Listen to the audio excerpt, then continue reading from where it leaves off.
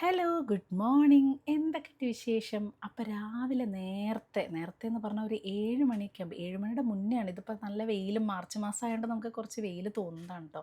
നമ്മൾ അതിരാവിലെ തന്നെ നമ്മൾ വീട്ടിൽ നിന്ന് ഇറങ്ങിയിട്ട് എങ്ങോട്ടാണ് പോണത്? കാടാമ്പുഴ പോവാണ് കേട്ടോ നമ്മൾ. അപ്പം നാളെ, അതായത് ഈ വീഡിയോ നമ്മളിപ്പോൾ ഷൂട്ട് ചെയ്യുന്നതിൻ്റെ നെക്സ്റ്റ് ഡേ ആണ് നമ്മൾ മുംബൈക്ക് തിരിച്ച് വരുന്നത്. അപ്പോൾ അതിന് മുന്നേ ആയിട്ട് നമ്മൾ കാടാമ്പുഴ അമ്പലത്തിൽ, ചെറിയമ്മയുടെ വീട്, രമേശേട്ടൻ്റെ ചെറിയമ്മയുടെ വീട് കാടാമ്പുഴ എന്നറിയാലോ. എപ്പോഴും നമ്മൾ കാടാമ്പുഴ വരാറുണ്ട്. മാത്രമല്ല ഇന്നിപ്പോൾ അവരുടെ അമ്പലത്തിലൊരു പ്രോഗ്രാം ഉണ്ട്. അപ്പോൾ നമ്മൾ കാടാമ്പുഴ വരുമ്പോൾ കാടാമ്പുഴ അമ്പലത്തിലൊന്ന് തൊഴുതിട്ടാണ് വരാറ് കേട്ടോ. ഏത് അമ്പലത്തിലായാലും കാടാമ്പുഴയിലും ഗുരുവായൂരായാലും മുല്ലപ്പൂ മസ്റ്റാണല്ലേ. ഇവിടെ നല്ല പണികളൊക്കെ ഇങ്ങനെ കാടാമ്പുഴ അമ്പലത്തിൻ്റെ പണികൾ കുറേ കാലങ്ങളായി നടന്നുകൊണ്ടിരിക്കുക. ഇപ്പോൾ കണ്ടാലേ മനസ്സിലാവാത്ത രീതിയിൽ ഗംഭീരമായിട്ട് പണി നടന്നുകൊണ്ടിരിക്കുകയാണ് കേട്ടോ. അപ്പോൾ കാടാമ്പുഴ അമ്പലത്തിൽ വന്നിട്ടുള്ള ആരെങ്കിലും ഉണ്ടോ, അല്ലെങ്കിൽ എപ്പോഴും വരാറുള്ളവരുണ്ട് എന്നുണ്ടെങ്കിൽ കമൻറ്റ് ചെയ്യൂ കേട്ടോ. വളാഞ്ചേരിക്ക് അടുത്താണ്. പണ്ടൊക്കെ ഞങ്ങൾ തലക്കശ്ശേരി ഭാഗത്ത് നിന്ന് വരുമ്പോൾ രാവിലെ 4 മണിക്കൊക്കെ പോയിരുന്നു. രമേശേട്ടൻ അവിടെ നിന്ന് വളരെ അടുത്താണ്. അപ്പോൾ അങ്ങനെ നമ്മൾ ചെറിയമ്മയുടെ വീട്ടിലെത്തി. ഇവിടെ എന്താ പ്രത്യേകത എന്ന് വെച്ചിട്ടുണ്ടെങ്കിൽ, ഇവിടെ അവരുടെ വീടിൻ്റെ നേരെ മുന്നിൽ തന്നെ ഒരു ശിവക്ഷേത്രമുണ്ട്, മൂർക്കനാട് ശിവക്ഷേത്രം. അപ്പോൾ അതിൻ്റെ പ്രതിഷ്ഠാ ദിനത്തോടനുബന്ധിച്ചും പിന്നെ അതിൻ്റെ ബാക്കി എന്താ പറയുക, ഈ ഒരു അമ്പലം കുറച്ചും കൂടെ നന്നായി പുനരുദ്ധീകരണം അല്ലേ അതിൻ്റെ പറയുക. അപ്പോൾ അതൊക്കെ ചെയ്തത് അപ്പോൾ അത് ചെറിയമ്മയുടെ ഹസ്ബൻഡാണ്. അപ്പോൾ അതിൻ്റെ ആ ഒരു ചടങ്ങും കാര്യങ്ങൾക്കൊക്കെ വേണ്ടിയിട്ടാണ് നമ്മൾ പോയത്. നല്ല ഇഡ്ഡലി സാമ്പാറും ചട്നിയും ഒക്കെ ഉണ്ടായിരുന്നു കേട്ടോ. അപ്പോൾ അതൊക്കെ കഴിഞ്ഞ് അവിടെ നാരായണിയും കുറേ പരിപാടികളൊക്കെ ഉണ്ടായിരുന്നു. അത് കഴിഞ്ഞൊരു 9 മണി ഒക്കെയോട് കൂടിയിട്ട് അതിൻ്റെ എന്താ പറയുക, ആ ഒരു ഉദ്ഘാടന ചടങ്ങും കാര്യങ്ങളൊക്കെ നടക്കുന്നതാണ് നിങ്ങൾ ഈ കാണുന്നത് കേട്ടോ. അപ്പം നല്ല എന്താ പറയുക, അതൊരു നമുക്ക് പങ്കെടുക്കാൻ പറ്റി എന്നുള്ളതാണ്. അവിടുത്തെ പഞ്ചായത്ത് മെമ്പറാണ് ഉദ്ഘാടനം ചെയ്തിട്ടുണ്ടായിരുന്നത് ഈ ഒരു സംഭവം. ഈ ഒരു അമ്പലം പണ്ട് ഞാൻ കണ്ടിട്ടേ ഇല്ല. First time. ഞാൻ എപ്പോഴും 18 വർഷമായിട്ട് ചേച്ചിയുടെ വീട്ടിലേക്ക്, ചെറിയമ്മയുടെ വീട്ടിലേക്ക് വരുന്നതാണ്. പക്ഷേ നമ്മളങ്ങനെ ശ്രദ്ധിക്കില്ല. അത്രയും ഒരു ഇതുള്ളത് ഇത്രയും ഗംഭീരമായിട്ട് തന്നെ ഇത് ചെയ്തിട്ടുണ്ടായിരുന്നു കേട്ടോ. അത്ര കണ്ടപ്പോൾ കാണുമ്പോൾ തന്നെ അതൊരു ഭയങ്കര നല്ല അമ്പലം. അവിടെ കുറേ പരിപാടികളും ഒക്കെ ഉണ്ടായിരുന്നു. അപ്പോൾ അതിൻ്റെ ഒരു ഭാഗമാവാൻ പറ്റി. അത് കഴിഞ്ഞിട്ട് നമ്മൾ ചെറിയമ്മയുടെ വീട്ടിൽ പോയി.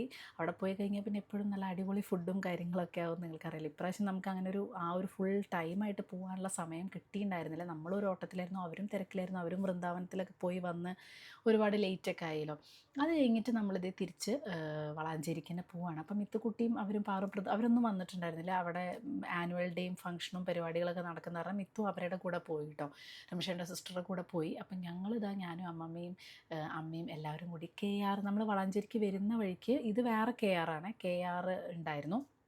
നമ്മൾ മെയിനായിട്ട് എന്താ വെച്ചാൽ ഓഫീസിൽ, രമേശൻ്റെ ഓഫീസിലുള്ളവർക്ക് വേണ്ടിയിട്ടുള്ള കുറച്ച് ഇങ്ങനെ ചക്കച്ചുള വറുത്തത് സംഭവങ്ങളൊക്കെ വാങ്ങാൻ വേണ്ടിയിട്ട് വന്നതാണ്. ഓൾറെഡി നമ്മൾ വാങ്ങിയിട്ടുണ്ടായിരുന്നു കേട്ടോ മറ്റേ KR ഒന്നും.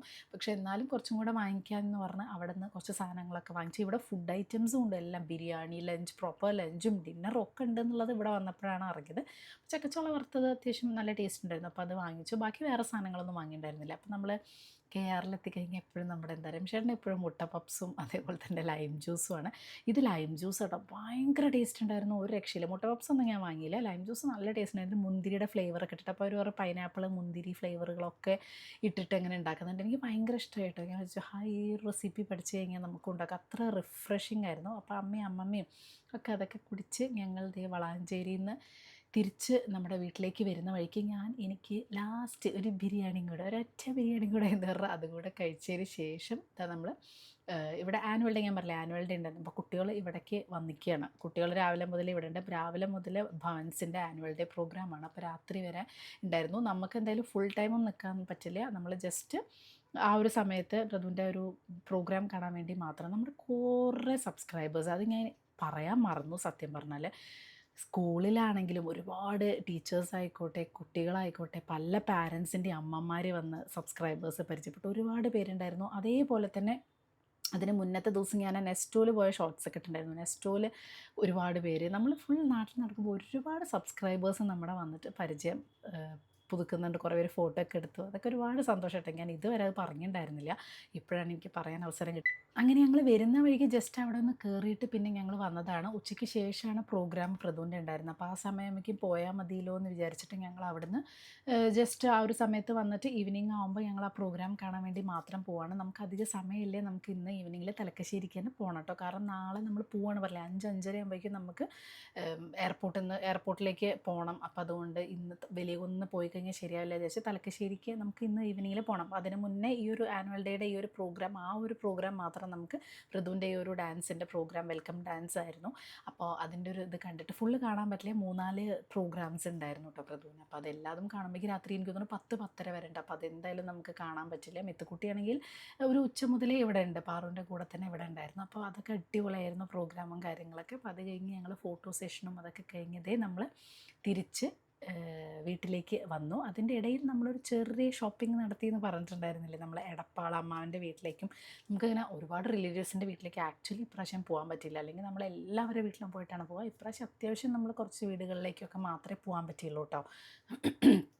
അത് കഴിഞ്ഞിട്ട് നമ്മൾ എടപ്പാൾ നമ്മുടെ എന്താ പറയുക അയവറക്കാൻ, നെസ്റ്റാൾജിയ അയവറക്കാൻ വേണ്ടിയിട്ട് നമ്മൾ നെസ്റ്റോളജി എന്നല്ല, നെസ്റ്റോ ഇപ്പോൾ അടുത്ത് വന്നതാണല്ലോ, ഫോറം മോളിലുള്ള നെസ്റ്റോ. ഞാനുള്ളക്കുള്ള സമയത്ത് ഒരു അമാന മോൾ മാത്രമേ ഉണ്ടായിരുന്നുള്ളൂ. ഇപ്പോൾ എത്ര മോൾസ് അറിയോ വന്നിരിക്കുന്നത്. നെസ്റ്റോയിൽ ഒരുപാട് സാധനങ്ങളുണ്ടല്ലേ, അടിപൊളി. ഒരുപാട് ഫോറിൻ ഐറ്റംസ് ഒക്കെ അല്ലേ, ഗൾഫിലെ ഐറ്റംസ് ഒക്കെ ഒരുപാടുണ്ട് കേട്ടോ. അതെനിക്ക് എന്തായാലും നല്ല ഇഷ്ടപ്പെട്ടു. അതേപോലെ ഫുഡ് ഐറ്റംസും അത് നല്ല സംഭവമല്ലേ അല്ലേ ശരിക്കും പറഞ്ഞാൽ. എല്ലാ സ്ഥലത്തും സത്യം പറഞ്ഞാൽ നമ്മുടെ നാട്ടിൽ ഞങ്ങളുടെ വീടിൻ്റെ അടുത്ത പടിഞ്ഞാറങ്ങാടി വരെ ഇങ്ങനത്തെ സാധനങ്ങൾ കിട്ടുന്ന സ്ഥലങ്ങളുണ്ട് എന്നുള്ളത്, കേരളത്തിൽ ഗ്രാമങ്ങളില്ല എന്ന് പറയില്ലേ, അതുപോലുള്ളൊരു അവസ്ഥയാണ്. അപ്പോൾ എല്ലാം എല്ലായിടത്തും കിട്ടും. ഇത് ഡ്രീം കേക്ക്, ഡ്രീം കേക്ക് നെസ്റ്റോയിലുണ്ടെന്ന് എനിക്ക് അറിയണ്ടായിരുന്നില്ല. ഞാൻ ബില്ലാക്കാൻ പോയ സമയത്ത് ഒരാൾക്കാർ അവിടെ ക്യൂ നിന്നപ്പോൾ ഞാൻ അവരുടെ അടുത്ത് പോയി ചോദിച്ചതാണ് ഇത് എവിടെ നിന്നാണ് വാങ്ങി. അപ്പോൾ അവർ പറഞ്ഞു ഇത് ഇവിടെ ഉണ്ടെന്ന്. അങ്ങനെ ഞാൻ ഓടിപ്പോയി വാങ്ങിയത്. ഫുഡിൻ്റെ ഒരു കാര്യം ഞാൻ വിടാറില്ല എന്ന് മനസ്സിലായില്ലേ. അപ്പോൾ അവർ കാരണം എനിക്ക് ഡ്രീം കേക്ക് കിട്ടി. കുട്ടികൾക്ക് വാങ്ങിക്കൊണ്ട് കൊടുക്കാൻ വേണ്ടിയിട്ടാണ് കേട്ടോ നമ്മളതൊക്കെ വാങ്ങിച്ചിട്ടുണ്ടായിരുന്നത്.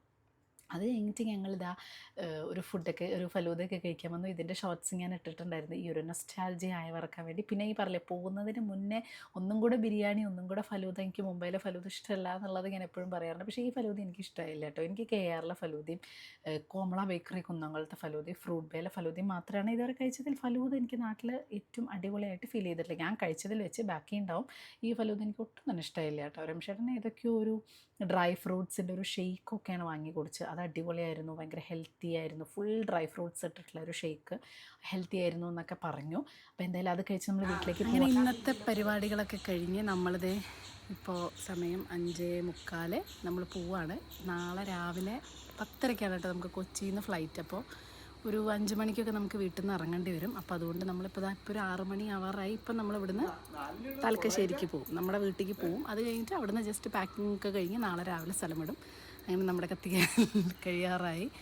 യെസ്, കാരണം എന്താ വെച്ചാൽ 2 ദിവസത്തിനുള്ളിൽ മിഥുന് സ്കൂൾ തുറക്കും 10th. അപ്പോൾ നമുക്ക് അധിക ദിവസം ഇനി നിൽക്കാൻ പറ്റില്ല. ഇനി ഒരു മാസം സ്കൂളുണ്ടല്ലോ, ഏപ്രിലിൽ ഇവർക്ക് 10th ക്ലാസ് തുടങ്ങും.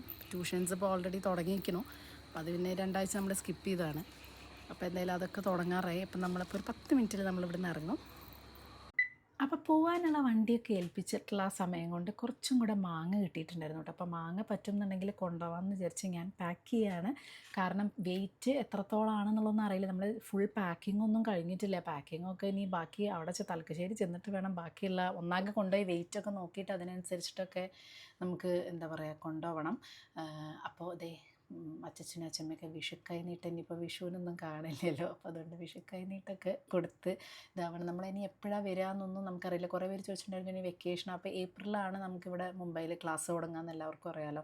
അപ്പോൾ അത് കാരണം പിന്നെ 10th ആണ്. അത് കഴിഞ്ഞിട്ട് മെയിൽ മിഥുന് മാത്സിന് മാത്രമേ ട്യൂഷൻ ഉള്ളൂ. അപ്പോൾ മാത്സ് ക്ലാസ് കുറച്ചും കൂടെ മെയിലൊക്കെ ഉണ്ടാവും എന്നുള്ള കാരണം നമുക്ക് ഉറപ്പില്ല നമ്മുടെ എന്താണ് പരിപാടികൾ, ഭാവി പരിപാടികൾ എന്നൊക്കെ. അപ്പോൾ മിത്തുക്കുട്ടി ഇതേ അവർ പോകുന്നത്, അവരില്ല, ഞാൻ പറഞ്ഞില്ല അവരാരും ഇല്ല, പാറും പ്രതും കുട്ടി ചേച്ചി അവരൊന്നുമില്ല. അവരൊക്കെ 10-11 മണിയാവും പ്രോഗ്രാം കഴിഞ്ഞിട്ട് വരാൻ. അതുകൊണ്ട് മിത്തുകുട്ടിക്ക് ലാസ്റ്റ് അവരെ കാണാൻ പറ്റിയില്ല. അപ്പോൾ ജസ്റ്റ് ബൈ ബൈ എന്നൊക്കെ പറഞ്ഞതേ നമ്മൾ ഇവിടുന്ന് ഇറങ്ങി. എന്തായാലും ഇറങ്ങുക എന്നുള്ളതൊരു വിഷമമുള്ളൊരു കാര്യമാണ് അല്ലേ. എത്രയായാലും അതെല്ലാ മാസം വരികയാണെങ്കിലും തിരിച്ചു പോകുമ്പോൾ അതൊരു വല്ലാത്തൊരു വിഷമമാണ്. അപ്പോൾ പാടൊക്കെ കണ്ട് ഇങ്ങനെ നൊസ്റ്റടിച്ച് ഇങ്ങനെ ഇരിക്കണം. അയ്യോ എന്ത് രസമാണ്. ഇന്ന് പോണ വഴിക്കാണെങ്കിൽ ഒരു പൂരം, അതിഗംഭീരമായ പൂരം, അതും കൂടെ കണ്ടപ്പോൾ എനിക്ക് ആകെ ഇങ്ങനെ ഡൗണായി. ഞാൻ പറഞ്ഞു അയ്യോ എന്ത് രസമായിരുന്നു ഈ നാട്ടിലെ പൂരം. ഈ പൂരം ഭയങ്കര രസമായിരുന്നു. ഞാൻ പറഞ്ഞില്ല കുറേ കാലത്തിന് ശേഷം ആ ഒരു പൂര സമയത്ത് ഇവിടെ വന്ന കാരണം ഞാൻ വിചാരിച്ചു എല്ലാ വർഷവും ഇനി പൂരത്തിന് വരണം എന്നുള്ളത്. പക്ഷേ എനിക്ക് അറിയില്ല, 10th ഒരിക്കലും പറ്റില്ല. മാർച്ച് ലാസ്റ്റ് വരെ എക്സാം ഉണ്ടാവും. പിന്നെ 11th 12th ഒന്നും അറിയില്ല നമുക്കിനി പൂരത്തിന് വരാൻ പറ്റുമോ എന്നുള്ളത്. ആഹാ, ഒരാൾ എൻജോയ് ചെയ്ത് അവിടെ ഡാൻസ് കളിക്കുന്നു. ഇതൊക്കെ ഭയങ്കര രസമല്ലേ. നമുക്ക് ഈ എന്നും ഇതൊക്കെ കണ്ട് ഇവിടെയൊക്കെ തന്നെ കൂടി ഇവിടെയൊക്കെ ജോലിയൊക്കെ കിട്ടുകയാണെങ്കിൽ ഭയങ്കര രസമാണ്. ഇതൊന്നും കിട്ടാത്തതുകൊണ്ടാണല്ലോ എല്ലാവരും പല സ്ഥലങ്ങളിലേക്കും പോണത് അല്ലേ. ഇവിടെ വന്നപ്പോഴേക്കും ഇവിടെ ഫുൾ പാക്കിങ്, തലക്കശ്ശേരി എത്തിയിട്ടോ നമ്മൾ.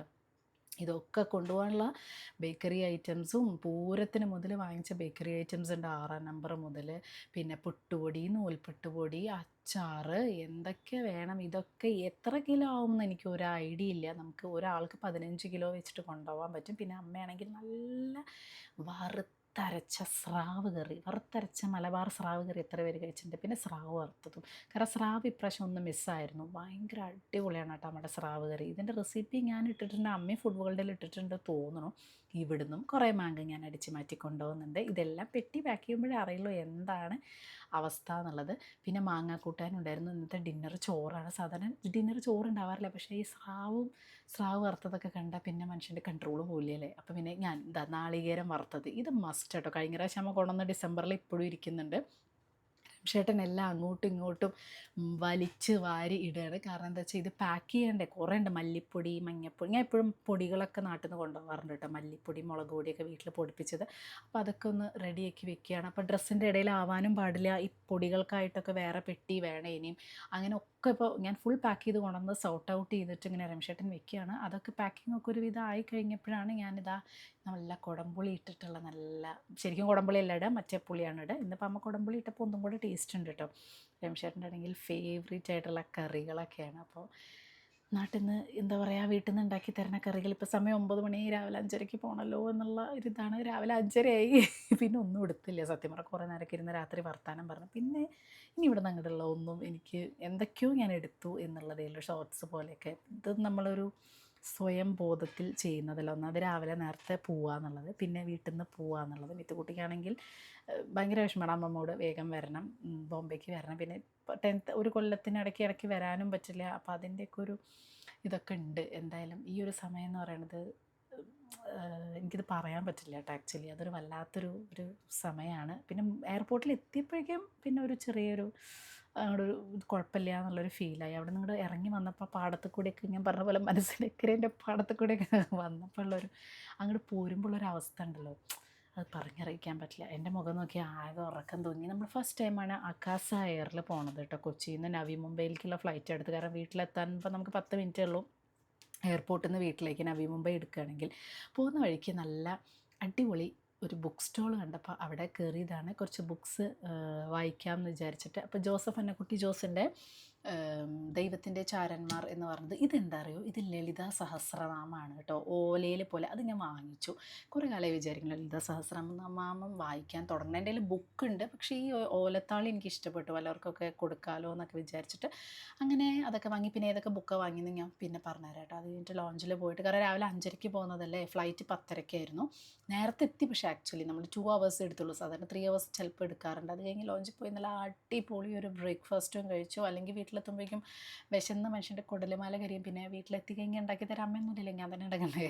അപ്പോൾ എനിക്ക് വലിയ രസം തോന്നില്ല. ഇപ്പോൾ ലോഞ്ചിൽ അടിപൊളി ഫുഡും ഉണ്ടായിരുന്നു. ഇത് നല്ല രസമുണ്ടല്ലേ, കൊച്ചി എയർപോർട്ടിലെ ഈ ഒരു സംഭവം ഭയങ്കര ഇഷ്ടപ്പെട്ടു കേട്ടോ. ഈ ഒരു കഥകളിയുടെയും ഫുൾ കേരള ഒരു ഫീല് തരുന്ന സാധനങ്ങൾ നല്ല അടിപൊളിയായിട്ട് എനിക്ക് ഫീൽ ചെയ്തു. ഭയങ്കരമായിട്ട് എനിക്ക് ഇഷ്ടപ്പെട്ടു. ആൾക്കാർക്കൊക്കെ പുറമേ നിന്ന് വരുന്നവർക്കൊക്കെ, ഇപ്പോൾ നോർത്തിൽ നിന്ന് വരുന്നവർക്കൊക്കെ ഭയങ്കര രസമായിട്ട് തോന്നും. ഇത് അശ്വതി ശ്രീകാന്തിൻ്റെ ഒരു ബുക്കാണ് ഞാൻ വായിക്കുന്നത്. അതെനിക്ക് ഭയങ്കര ഇഷ്ടപ്പെട്ടു. അപ്പോഴാണ് നവി മുംബൈയിലേക്കുള്ള വിളി വന്നത്. അങ്ങനെ കൊച്ചിയോട് ബൈ ബൈ എന്ന് പറഞ്ഞ്, നാടിനോട് ബൈ ബൈ എന്ന് പറഞ്ഞ് നമ്മൾ അക്കാസ എയറിൽ ഫസ്റ്റ് ടൈം എക്സ്പീരിയൻസ് ആണ് അക്കാസ എയർ. ഏത് എക്സ്പീരിയൻസ് ആണെങ്കിലും ഫ്ലൈറ്റ് ടേക്ക് ഓഫ് ചെയ്യുന്ന സമയത്ത് എൻ്റെ കാര്യം വളരെ കഷ്ടമാണെന്ന് നിങ്ങൾക്കറിയാലോ. ഒരു ടേക്ക് ഓഫും ലാൻഡിങ് ഇപ്പോൾ വലിയ കുഴപ്പമില്ല. ടേക്ക് ഓഫ് എൻ്റെ എയറോഫോബിയ ഇങ്ങനെ കൂട്ടി, പ്രഷർ ഇങ്ങനെ അങ്ങേ തലക്കിലെത്തിക്കുന്ന കാരണം. ഇതൊക്കെ രമേശേട്ടനാണ് വീഡിയോ എടുത്തത്. ഇതുവരെയുള്ള എല്ലാ വെക്കേഷനേക്കാളും ഏറ്റവും രസകരമായ വെക്കേഷനായിരുന്നു കേട്ടോ ഇപ്രാവശ്യം എന്ന് പറയാം. ഞാൻ രമേശേട്ടൻ അത് പറഞ്ഞുകൊണ്ടേ ഇരിക്കുകയായിരുന്നു. എന്താ അതിന് കാരണം ചോദിച്ചാൽ മെയിൻ റീസൺ ഒരു പക്ഷേ പൂരമായിരിക്കും. പൂരത്തിൻ്റെ വൈബും എല്ലാവരും കൂടിയിട്ടുള്ള രസവും എന്താ എനിക്ക് പറയേണ്ടതെന്ന് അറിയില്ല കേട്ടോ. നിങ്ങളും ഒരുപക്ഷെ വ്ളോഗിലൂടെ അത് നന്നായി എൻജോയ് ചെയ്തിട്ടുണ്ടാവും എന്ന് വിശ്വസിക്കുന്നു. മെയിൽ വരുന്നതിനേക്കാൾ രസമായിരുന്നു മാർച്ചിലെ ആ ഒരു വെക്കേഷനും കാര്യങ്ങളും എനിക്ക് തോന്നുന്നു. അപ്പോൾ ഞങ്ങളുടെ വ്ളോഗിലൂടെ നിങ്ങളും നന്നായി എൻജോയ് ചെയ്തു ഇപ്രാവശ്യത്തെ നാട് എന്ന് ഞാൻ വിശ്വസിക്കുന്നു കേട്ടോ. അപ്പോൾ എന്തായാലും അക്കാസ എയർ നമുക്കൊരു ഹാവ് എ ഗ്രേറ്റ് ഇതെന്ന് പറഞ്ഞിട്ട് ഒരു ഇൻഫ്ലുവൻസർ എന്നുള്ള രീതിയിൽ തന്നിട്ടുണ്ടായിരുന്ന ഒരു കാർഡ്. അപ്പോൾ ഇനി മുംബൈ വ്ളോഗ്സുമായിട്ട് കാണാം കേട്ടോ.